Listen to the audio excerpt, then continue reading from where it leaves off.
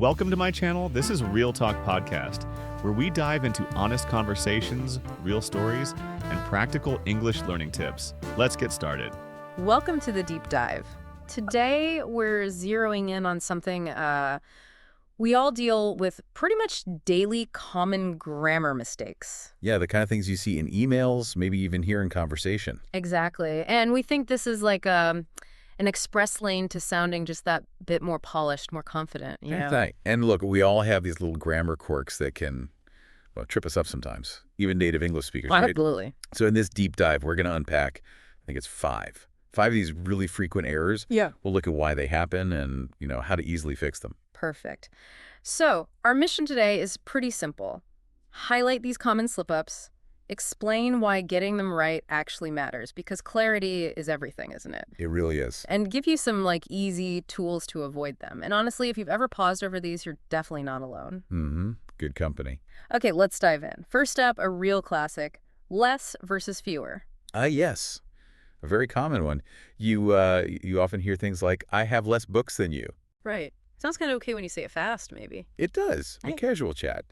But grammatically, it's not quite spot on. The correct way, I have fewer books than you. Okay, so break that down. What's the rule there? How do we keep that straight?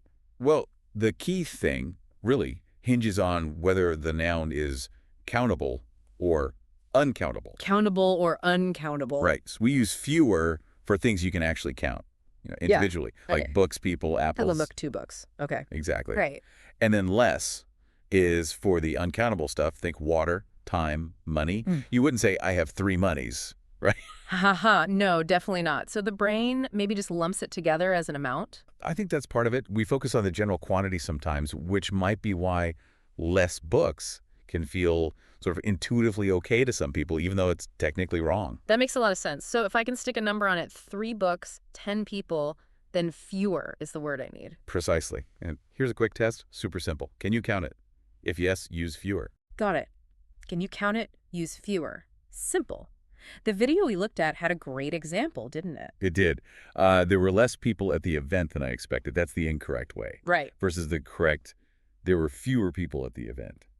Such a tiny word change, but yeah, it just sounds cleaner, more precise. Okay, good start. What's the next grammar hurdle? Okay, next, a pair that causes a lot of mix-ups, all because of one tiny little mark. It's versus its. Ah, the apostrophe confusion, yes. Exactly. That apostrophe does a couple of jobs in English, contractions, and possessives, and that seems to be where the confusion comes from here. So, common mistake you'll see is the dog wagged its tail with an apostrophe. Right, and that should be the dog wagged its tail, no apostrophe. So why the difference? What are the jobs these two are doing? Okay, so it's with the apostrophe is always a contraction. It's short for it is, or sometimes it... No, that has. Okay, like it's raining means it is raining. Exactly. Or it's been a long day means it has been a long day. Now, it's no apostrophe that's the possessive. It shows ownership, like his or hers. Or theirs, yeah. So the tail belongs to the dog, therefore it's its tail.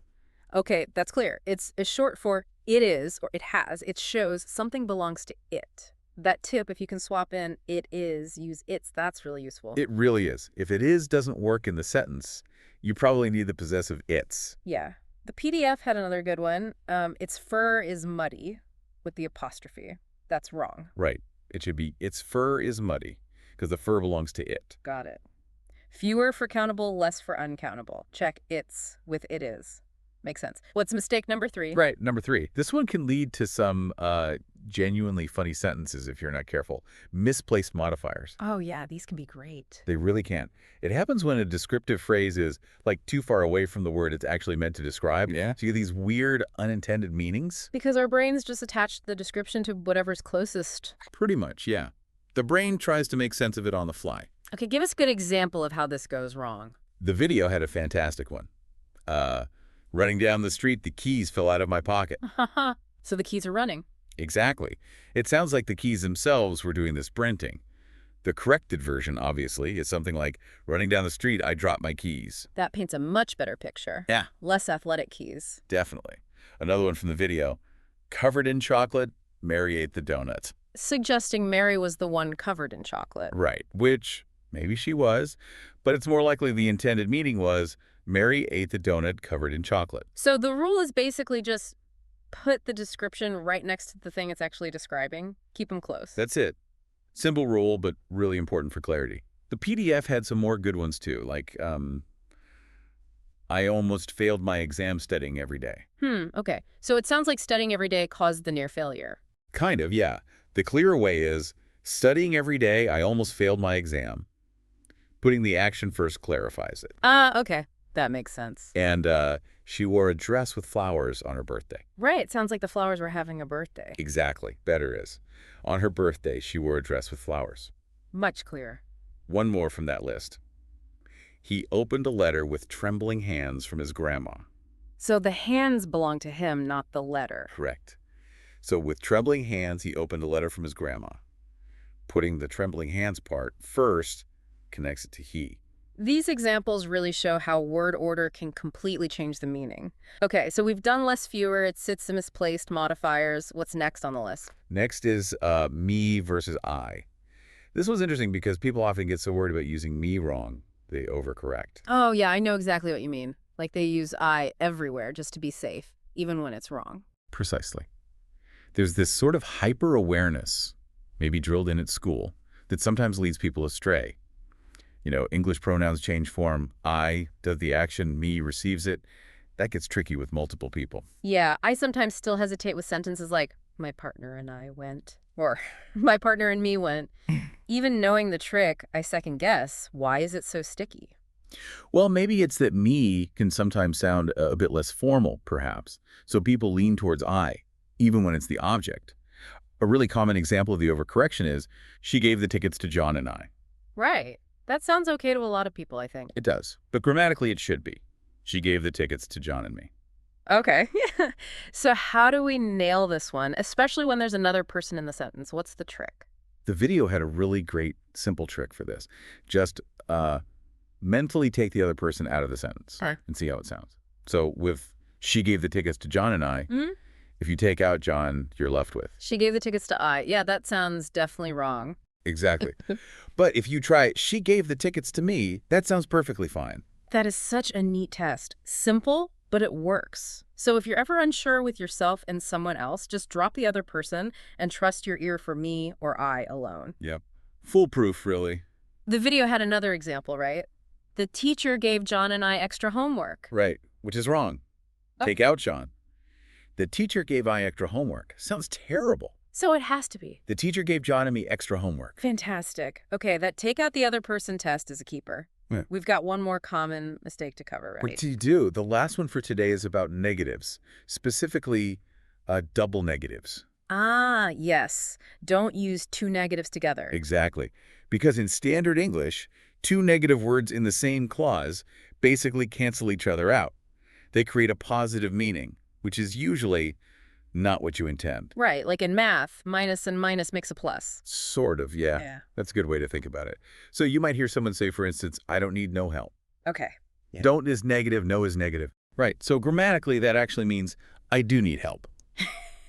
Which is probably the opposite of what the speaker wanted to say. It flips the meaning completely, so how should they say it correctly if they genuinely don't need help? Just use one negative word. Yeah. Simple as that. So instead of I don't need no help, you'd say I don't need any help.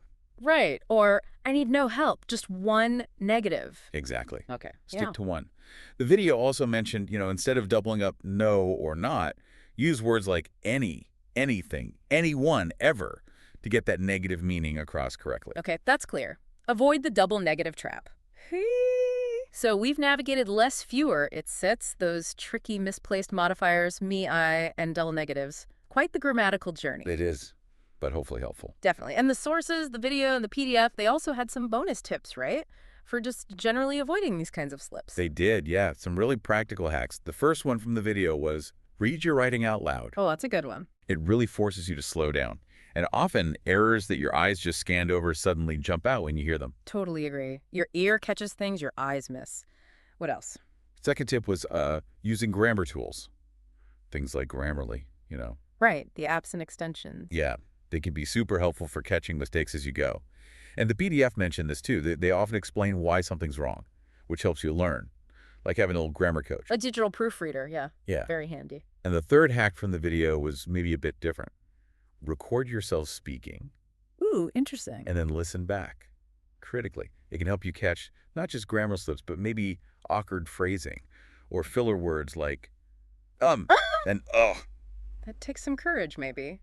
But I can see how hearing yourself objectively could be really revealing. Did the PDF add anything else? It did. It basically just really reinforced that proofread aloud tip. Hammered it home as a final piece of advice because it's just so effective for catching those last few stubborn errors. Excellent. All really good practical advice. So just to quickly recap the big five, we covered less versus fewer. Remember, countable versus uncountable. Right. The difference between it's the contraction and it's the possessive use, the it is test. Right. Avoiding misplaced modifiers, keep descriptions close to what they describe. Yep. The me versus I puzzle, use the take out the other person test. Great test. And steering clear of double negatives, one negative per clause is usually enough. That's a perfect summary. And, if you start consciously listening for these things in your own speech and writing and in what you hear and read, you might be surprised how often they pop up. Yeah, it definitely sharpens your awareness, doesn't it? It really does. It brings a new focus to something we often just do automatically. Yeah. Are there certain types of modifiers or sentence structures where these misplaced modifier mistakes are more likely to happen, do you think? Ooh, that's a really interesting question. I guess maybe in longer, more complex sentences, where there are multiple clauses, perhaps participial phrases at the start, it might be easier for that description to get detached from its subject. Yeah, that makes sense. The more complex the sentence, the easier it is to lose track of what modifies what. Definitely something to watch out for. And you're so right. Even these seemingly small grammar points can make a big difference to clarity. Nailing these little things can really elevate how well you communicate. Absolutely. It boosts clarity, boosts confidence. Yeah. It's about those small steps towards, deeper understanding and just more impactful communication overall. Totally agree. And maybe the biggest takeaway isn't just these 5 points, but fostering that general awareness of language itself. Because even tiny grammar details can really shift how your message lands.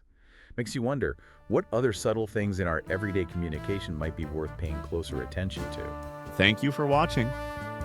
Don't forget to like, subscribe, and join us next time on Real Talk Podcast.